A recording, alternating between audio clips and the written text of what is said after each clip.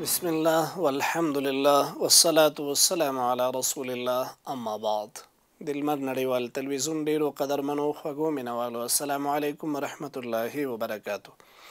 د شریعت احکام خبرونه ګورئ. مننه کوم له افغان ټیلیکام څخه چې زموږ خبرونه تمویل کړي. د افغان ټیلیکام له غوره خدماتو څخه استفاده کولی شئ. دوستانو تاسو هم کولی شئ په خبرونه کې برخه واخلئ. زموږ د اړیکې شمیره د 011955240. زموږ یو ورور پوښتنه کړې ده. هغه وایي چې د یو چا په مرګ باندې په چغو چغو ژړل او مخ وهل څه حکم لري؟ آیا شریعت اجازه ورکوي که نه؟ په یاد ولرئ دوستانو چې طبعا کله چې د یو انسان نه د هغه پلار، مور، ورور یا څوک جدا شي او هغه وفات شي، نو انسان ته درد رسیږي، تکلیف رسیږي، انسان چې د په هغې باندې غمجن کیږي. لیکن شریعت د دې اجازه نه ورکوي چې انسان په چغو چغو باندې ژاړي، یا یو انسان چې د خپل مخ وهي یا خپل ګریوانونه شکوي یا خپل ویښته شکوي یا په ځمکه باندې لګیږي یا پورته پورته واریږي. داسې کولو نه شریعت منع کړې ده. نبی علیه السلام خپل زوی هغه وفات شو، ابراهیم. نبی علیه السلام راغی نو د سترګو مبارکو نه یې اوښکې لاړې. یو څه صحابه ورته ویل یا رسول الله ته خو موږ منع کوې له ژړا کولو نه، نو تاسو ولې ژاړئ؟ پیغمبر صلی الله علیه وسلم ورته وفرمایل چې ژړا خو د زړه درد دی، دا خو انسان ته ورځي. لیکن زه چې تاسو چې شي نه منع کوم هغه چغې وهل دي او ګریوانونه شکول دي. حدیث مبارک کې راځي نبی علیه السلام فرمایي ليس منا من شق الجيوب وضرب الخدود ودعا بدعوى الجاهلیه. زما د امت نه نه دي هغه څوک چې هغه خپل مخونه وهي، هغه خپل ګریوانونه شکوي او چغې سورې وهي. نو د یو کس په مرګ باندې داسې حالت اختیارول دا شرعي لحاظ سره صحیح نه دي. پیغمبر سلام خپل زوی په فراق کې فرمایلی و انا بفراقک یا ابراهیم لمحزونون. مونږ ستا په جدایۍ باندې ټول غمجن یاستو. غم، درد دا خو انسان ته رسیږي، لیکن خپل حوصله، خپل صبر هم له لاسه نه دي ورکول پکار. الله رب العزت د هغو کسانو چې هغوی په غم کې، په مصیبت کې، په تکلیف کې صبر کوي، د هغوی چې د په قرآن عظیم الشان کې صفت کوي وبشر الصابرین الذين اذا اصابتهم مصیبه قالوا انا لله وانا الیه راجعون. زیری دی د هغو کسانو لپاره چې هغوی صبر کوي او د مصیبت په وخت کې انا لله وانا الیه راجعون وایي. ورځو یوې اړیکې ته. السلام علیکم ورحمت الله. السلام علیکم. مولوی صاحب ښه جوړې؟ الحمدلله، شکر دی. مهرباني وکړئ. مولوی صاحب ما یو 3 پوښتنې دي. مهرباني. مولوی صاحب دغه اودس کې چې په هغه چپ په ښي لاس اوبه پوزې ته اچوي دا مکروه دي او که نه دي مکروه؟ په ښي لاس په چپ لاس باندې اوبه اچول؟ نه په ښي لاس. اودس کې؟ هو. ښه، بله پوښتنه؟ بله پوښتنه مولوي صاحب هغه ده چې ورته وایي دا هغه حضرت محمد صلی الله علیه وسلم په څو قسمه پرېښول؟ پوه نه شوم، بیا ستاسو پوښتنه باندې دوباره؟ حضرت محمد صلی الله علیه وسلم په څو قسمه ویښته پرېښول؟ ښه، څو قسمه ویښته یې پرېښي وو. صحیح ده. بله پوښتنه؟ بله پوښتنه مولوي صاحب دا ده ما دلته چا نه یو 300 روپۍ قرضدار وم، هغه سړی اوس نه پیدا کېږي. دا تقریبا یو کار پوره شو، اوس هغه نه پیدا کېږي. دا 300 روپۍ زه څنګه کړم؟ صحیح ده، زه معلومات درکوم، منتظر پاتې شئ. یو بل ورور پوښتنه کړې ده. هغه وایي چې د ماسپښین لومړی هغه چې کوم رکعت سنت دي هغه رانه پاتې شوي وو، نو د فرض لمونځ نه وروستو هغه 2 رکعته ما وکړل او دغه 4 رکعته سنت رانه هیر شول. وایي په دې خو زه ګناهګاره شوی یم که نه؟ طریقه خو دا ده چې کله تا نه د ماسپښین مونځ هغه 4 رکعته مخکې چې کوم د فرضو نه کېږي که دا پاتې شي، نو د فرضو کولو نه وروستو بیا دغه 4 رکعته کول پکار دي. خو که چېرته چا نه هیر شول یا پاتې شول، نو په دې باندې دی ګناهګاره نه دی. که کله کله په ژوند کې په میاشتو کې یو کرت سنت پاتې شو، په دې باندې انسان نه ګناهګاره کېږي. د همیش لپاره سنت پرېښودل دا ښه نه دي. او که چېرته داسې په 3 میاشتو کې، 4 میاشتو کې، 6 میاشتو کې، کال کې یو کرت سنت پاتې شي، په دې باندې هېڅ ګناهګاره کېږي نه، نو تشویش کول نه دي پکار.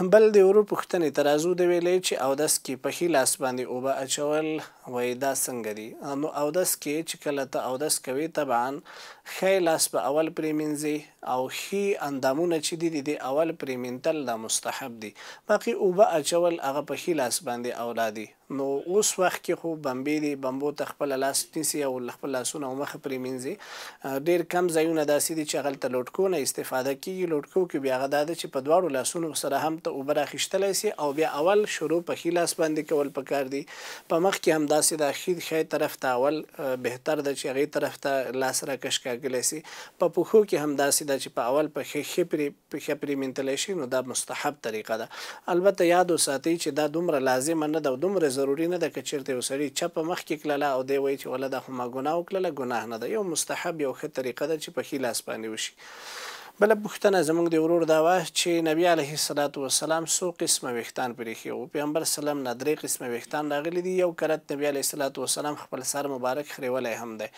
نو ویښتان هغه یو کله د نبي علیه الصلاة وسلام ویښتان تر اوږو نه هم لاندې یو کرت د نبي علیه الصلاة وسلام ویښتان د اوږو نه لږ پورته او یو کرت د نبي علیه الصلاة وسلام ویښتان هغه د غوږو د نرمیو پورې هم ثابت دي نو د ویښتانو په پرېښودلو کې دا 3 طریقې سنت دي او د ویښتانو خریول هم د نبي علیه الصلاة وسلام راغلي دي د حج په موقع باندې نبي علیه الصلاة وسلام خپل ویښتان مبارک هغه خریولي هم وو نو کله هم چې دوستانو ویښتان ساتئ د ویښتانو ساتلو سنت سره دا هم سنت چې ویښتان پاک منظم او ښایسته وساتلی شي هغه ویښتان چې هغه ګډ وډ وي او چې دی که نه سپږې پکې راځي خیرن خیچن وي نو بیا د دې ویښتانو نه ساتلی بهتر دي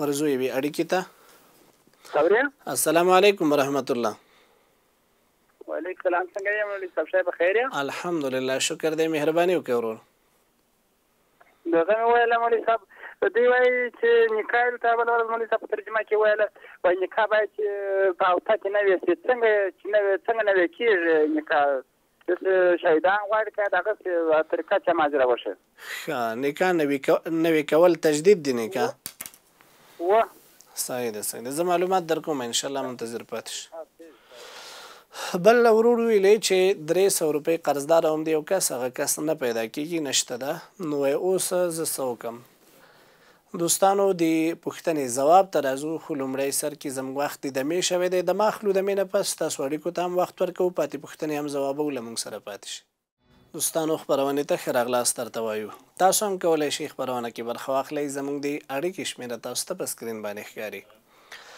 زموږ ورور اړیکه نیولې وه هغه پوښتنه کړې وه ویلې چې 300 روپۍ یو کس نه قرضداره وم هغه کس اوس نه پیدا کېږي دغه پیسې چاته ورکړم او څه ورسره وکړم په یاد ولرئ دوستانو کوم کس چې د یو چا نه قرضداره وي کوشش دې وکړي خپل قرضونه په وخت باندې ادا کړي ځکه دا حقوق العباد دي حقوق العباد هیڅکله هم نه بخښل کېږي تر څو پورې خپل هغه کس تاسو ته ونه بخښي د قیامت په ورځ باندې که ستا ټول حساب تصفیه شي خو بیا د چا قرض که په تا باندې پاتې د همغې له وجې نه شاید ته جهنم ته لاړ شي تر څو هغه درته ونه بخښي نو دا ورکول پکار دي راځو دې ته چې که چېرته هغه کس ته پیدا کولی شي ته په تلاش وکړه او هغه کس پیدا کړه چې چا در باندې قرض دی که پیدا نه شو نو بیا د هغه وارثان اولادونه بچي هغوی ته ورکول پکار دي که هغه هم ونه شو او هېڅ درکې نه لګېده له هغې نه وروستو ته کولی شي چې دغه پیسې د هغه په نوم باندې صدقه کړي امید لري چې الله پاک هغه بیا دغه قبول کړي او هغه کس ته خپل حق وبخي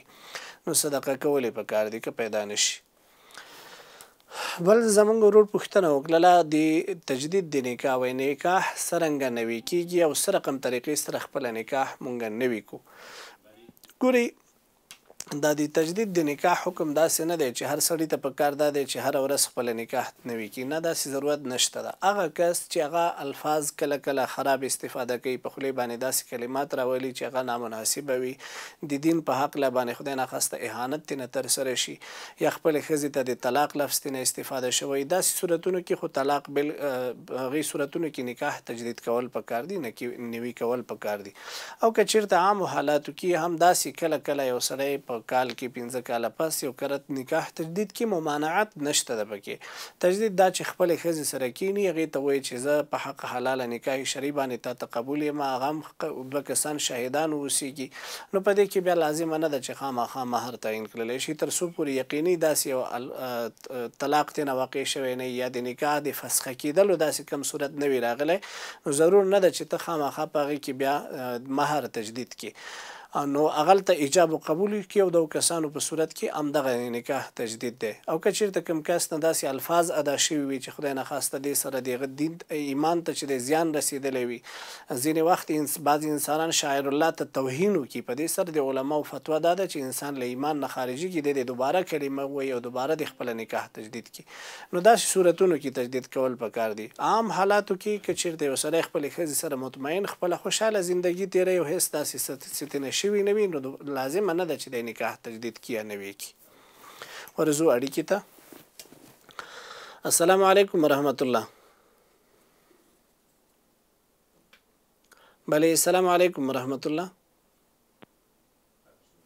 فکر کوم اړیکه قطع شوې ده. راځو بلې پوښتنې ته. زموږ یو بل ډول پوښتنه کړې ده، هغه وایي چې که چېرته یو کس د سجدې ته تک په وخت کې وای یو سړی چې دی هغه خپل لاسونه اول کیدي وروسته زنګونان ږدي، آیا دا طریقه صحیح ده که صحیح نه ده، او څنګه طریقه صحیح ده چې باید وکړلی شي؟ کله چې یو کس د رکوع نه سجدې ته ځي نو بهتر او صحیح طریقه دا ده چې اول زنګونان کیدي، له هغې نه وروستو لاسونه کیدي. او داسې ناممکنه هم وي چې سړی لاسونه اول مخکې کي او زنګونان یې شاته ساتلي وي.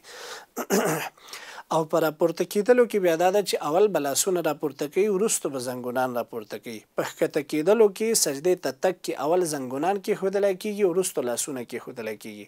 په سجدې نه راپورته کېدلو کې اول لاسونه راپورته کېږي بیا زنګونان راپورته کېږي. دغه طریقه صحیح طریقه ده د سجدې کولو. بل یو ورور پوښتنه کړې ده، دغه پوښتنه دا ده وایي چې د سهار د لمونځ نه پس خوب کول څه حکم لري، جایز دي که جایز نه دي؟ ګورئ د سهار د لمونځ نه پس خوب کول جایز دي، حرام نه دي، ګناه نه ده، البته بهتره هم نه ده. د سهار دا وخت ډیر برکتي وخت دی، په دې کې د الله رب العزت انوارات وریږي، برکتونه وریږي، رزق تقسیمیږي. نو دغه برکتي وخت نه استفاده کول پکار دي. کوم سړی چې وظیفې ته ځي، دکاندارۍ ته ځي، کاروبار ته ځي، تجارت ته ځي، سفر ته ځي، نو هغه وخت ډیر ښه وخت دی. او دغه وخت کې خوب کول دا علماو د صلحاو نه نقل نه دی راغلی، بل د سهار دا وخت د دې فضیلت په دې کې هم د احادیثو په روشنایي کې بیان شوی دی چې د سهار لمونځ نه پس یو سړی کینی، تسبیحات ووایي، ذکر وکړي، تلاوت وکړي، تر اشراقه پورې اشراق لمونځ وکړي، له هغې نه وروستو چای مای وشکي او بیا خپلو کارونو ته ادامه ورکړي. نو دا بهتره طریقه ده. هغه کس که د شپې خوب نه دی کړی، مریض و یا چوکیداري کړې ده، یا بل یو مشکل کې ګرفتار او سهار لمونځ یې وکړو، له هغې نه وروستو ویده کېږي، نر غوندې د ویده شي هېڅ مشکل نه لري. تنه مسله دی هغه اولا او د غیر اولا ده چې بهتره دا ده چې سهار لمونځ نه پس یو سړی ویده نه شي، بهتره دا ده. بل یو ورور پوښتنه کړې ده، هغه وایي چې دا زړې ښځې دي په مخ باندې خالونه وي، شنه خالونه ایښي وي، او اوس غواړي که هغه خالونه بیرته ورانوي د تیزابو په واسطې سره یا بلې طریقې سره، نو آیا دا د دې ساتل پکار دي که د دې ورانول پکار دي؟ شریعت څه وایي؟ ګورئ دوستانو، د ښه ورځو یوې اړیکې ته. السلام علیکم ورحمت الله. مهرباني وکړئ خورې.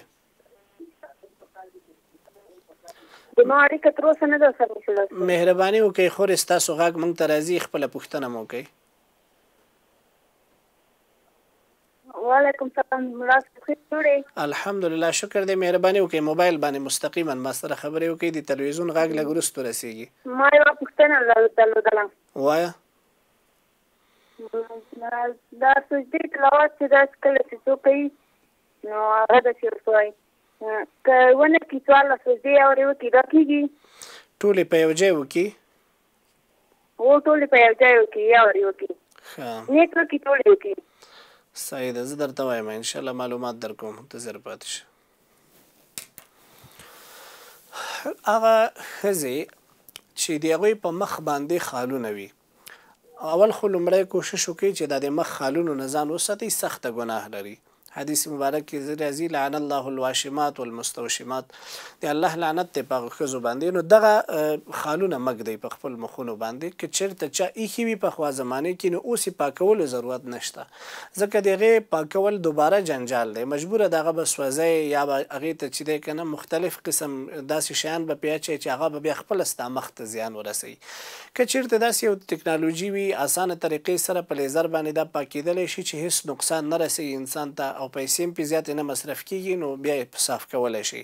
خو که چېرته پیسې پرې زیاتې مصرف کېږي یا دا بیا هم نقصان کوي، جلد ته پوستکي ته نقصان کوي، بیا د دې د خالونو پاکول ضرورت نشته ده. البته په خپل کار باندې چې تاسو نه سوی دی الله نه بښنه غوښتل پکار دی.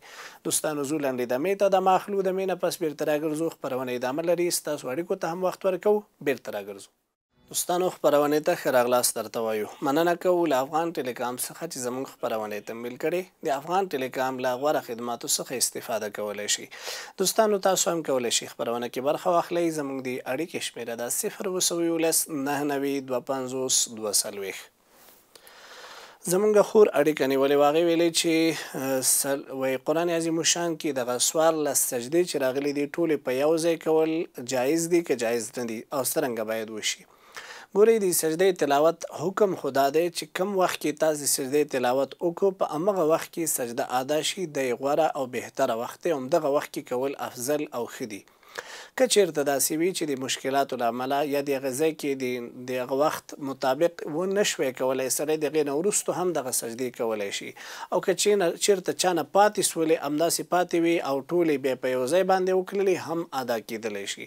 ما درته خبره وکړله چې بهتره او غوره طریقه دا ده چې سجدې تلاوت کم وخت کې تا وکړله همغه نه وروستو جګ شه او خپله سجدې تلاوت ادا کړه. دا بهتره طریقه ده او دغه طریقې سره نبی علیه الصلاة والسلام نه ثابت هم دي. لیکن بعضې وخت کې د مشکلاتو له امله، بعضې وخت کې د یو څه مشکل له امله پاتې شي، چې پاتې شولې دا په دې معنا نه ده چې اوس یې ته هغه بالکل نه راغرځوي، وایي چې ولا اوس هغه وخت کې ونه شولې ذاتي پاتې شولې. نه، ښه دا ده چې بیا کله تا ته فرصت شو ته کولی شي 1 2 3 ټولې په یو ځای باندې هم راوګرځئ. یو نیت وکړه چې ودرېدلې چې نیت مې کړی د سجدې تلاوت د قرآن عظیم الشان خاص خدای تعالی را مخ مې د کعبې شریفې پورې الله اکبر سجدې ته لاړه شه او په همغې طریقې سره ادا کوه. ورځو اړیکې ته. السلام علیکم ورحمت الله. بلې السلام علیکم ورحمت الله. فکر کوم اړیکه قطع شوې ده. راځو بلې پوښتنې ته. زموږ یو بل ورور پوښتنه کړې وه، هغه وایي چې ځینې وخت ښه د هغه پوښتنه داسې ده چې وایي یوه کونډه ښځه ده، دغه کونډه ښځه کینی خپل اولاد ته انتظار وکړي واده ونه کړي بهتره ده، او که چېرته دا کونډه ښځه واده وکړي د دې لپاره بهتره ده. شریعت څه وایي؟ په یاد ولرئ دوستانو د شریعت حکم دا دی چې کله چېرته هم چې ښځه کونډه کېږي بهتره دا ده چې دا واده وکړي، ځکه چې د ښځو لپاره 20 قسمه مشکلات وي. دا به د تهمت نه په امن کې وي، د دې حیا عفت به د خپل خاوند سره په امن کې وي، د دې ساتنه، د دې چې د درملنه، د دې نان نفقه دا به د خاوند په ذمه وي. یوازې ښځه هغه نشي کولی د خپل ځان نه ساتنه وکړي، د خپل حیا ساتنه وکړي، د تهمت نه ځان نشي ساتلی، او کورنۍ هم د دې د ساتنې لپاره آماده نه وي. ورونه او خویندې حتی تر پلار پورې هم چې یو ځل ښځه واده شوله دوباره د هغې ساتل د هغې لپاره ډېر مشکله وي. نو ښه خبره دا ده چې که کونډه شوله یوه ښځه فورا د هغه د واده بندوبست وکړي، هغې ته که رشته راغلله او ښه رشته وه هغې ته ها ویل پکار دي. ځینې زموږ خویندې هغه د خپل یو ماشوم او د 2 ماشومانو سره په عمر لپاره همداسې ناستې وي او خپل ځان چې د هغه بوډۍ کړي. دا د شریعت حکم نه دی او دا شریعت نه خوښوي.